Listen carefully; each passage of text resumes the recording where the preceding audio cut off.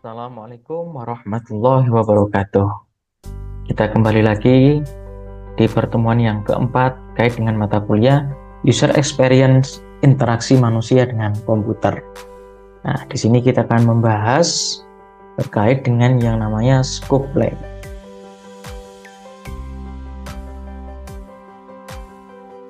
Kembali lagi ke dalam konteks UX element. Sebelumnya kita kemarin membahas masalah strategi plan. Nah, setelah itu kita akan membahas terkait dengan elemen UX tahapan kedua, yaitu masuk ke dalam pembahasan yang namanya scope plan. Scope plan tergolong di dalam level kedua di dalam UX element, yang dimana scope plan ini fokusnya untuk menentukan apa yang dibutuhkan, yaitu fokus menentukan kebutuhan apa saja yang harus ada di dalam sebuah aplikasi. Apa yang harus produk ini lakukan nanti.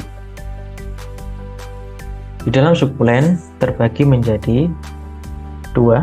Yang pertama ada yang namanya product as functionality dan product as information.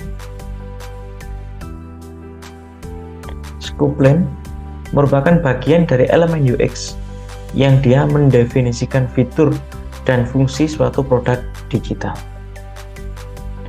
Dikatakan scope plan merupakan pendefinisian di dalam fitur, fungsi, dan konten yang harus dimiliki sebuah produk agar mampu memenuhi kebutuhan pengguna sekaligus tujuan dari sebuah bisnis itu sendiri. Dapat dikatakan scope plan merupakan sebuah jembatan perantara antara strategi, konsep, dengan struktur yang meliputi arsitektur informasi dan interaksinya. Adapun tujuan scope plan, yang pertama yaitu menentukan apa saja fitur dan fungsi yang diperlukan. Kedua, menentukan konten yang relevan untuk pengguna.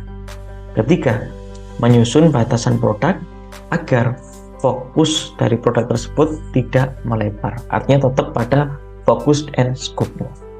Menjadi acuan dalam pengembangan produk berupa blueprint yang sifatnya itu adalah awal. Adapun pembagian di dalam scope plan ini, yang pertama adalah functional requirements, yang kedua adalah content requirements. Functional requirements, kebutuhan ini berkaitan dengan fungsi atau fitur di dalam sebuah produk. Bagaimana fitur tersebut bekerja satu sama lain dan bagaimana mereka saling terkait. Fitur-fitur ini adalah apa yang dibutuhkan pengguna untuk mencapai tujuan. Dengan kata lain, functional requirements ini adalah sebuah daftar fitur dan fungsi yang sifatnya wajib dimiliki oleh sebuah produk. Adapun contohnya, misalkan kami contohkan dua. Yang pertama, aplikasi perpustakaan digital. Harus ada fitur pencarian, fitur peminjaman, fitur perpanjangan, dan notifikasi terkait dengan jatuh tempo pengembali. Yang kedua, misalkan contohnya adalah e-commerce, seperti adanya fitur keranjang belanja, fitur pembayaran, dan tracking pesanan kita. Kemudian content requirements. Kebutuhan ini berkaitan dengan informasi yang dibutuhkan untuk memberikan suatu nilai. Informasi dapat berupa teks, gambar, audio, video, dan lain sebagainya. Tanpa mendefinisikan konten, Anda tidak tahu tentang ukuran ataupun waktu yang sebenarnya kita butuhkan untuk menyelesaikan sebuah proyek tersebut. Dapat dikatakan bahwa content requirements ini merupakan informasi dan materi yang harus disediakan dalam sebuah produk. Dicontohkan pada aplikasi perpustakaan digital. Content requirements-nya apa? Adanya katalog buku, ringkasan, ataupun metadata bibliografinya berupa judul, pengarang, tahun, ISBN, kemudian tahun terbit dan lain sebagainya, kota terbit. Pada aplikasi e-learning dicontohkan seperti adanya modul kuliah, video, kuis, ataupun forum-forum untuk diskusi kelas. Di sini coba kita petakan terkait content requirements dengan functional requirements. Dari segi fokusnya, kalau konten atau informasi yang disediakan, sedangkan fungsional adalah fitur dan fungsi yang disediakan. Dari segi tujuan, untuk konten memberikan informasi yang relevan dan tentunya bermanfaat. Dari segi fungsional, menyediakan kemampuan atau alat untuk saling berinteraksi. Contoh untuk konten berupa artikel gambar, video, deskripsi sebuah produk. Sedangkan fungsional, sistem pencarian, login, check out, ataupun berupa notifikasi. Pertanyaan utama dari segi konten, apa yang pengguna perlu tahu?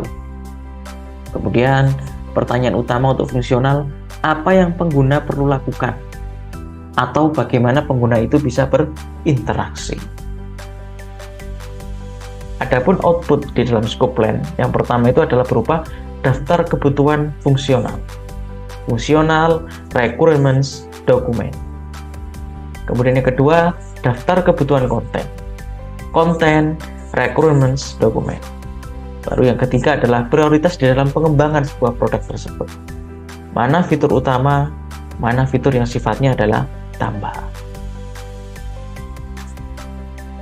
Dapat dikatakan bahwa strategi plan pada umumnya adalah menentukan mengapa produk itu ada. Sedangkan scope plan dapat kita katakan menentukan apa yang harus didesain sebuah produk tersebut atau apa yang harus ada di dalam sebuah produk tersebut. Hasil dari scope plan ini adalah daftar fitur dan konten yang menjadi dasar kita untuk membangun yang namanya struktur plan, arsitektur, dan interaksi. Baik, mungkin cukup sekian dari saya. Semoga bermanfaat. Wassalamualaikum warahmatullahi wabarakatuh.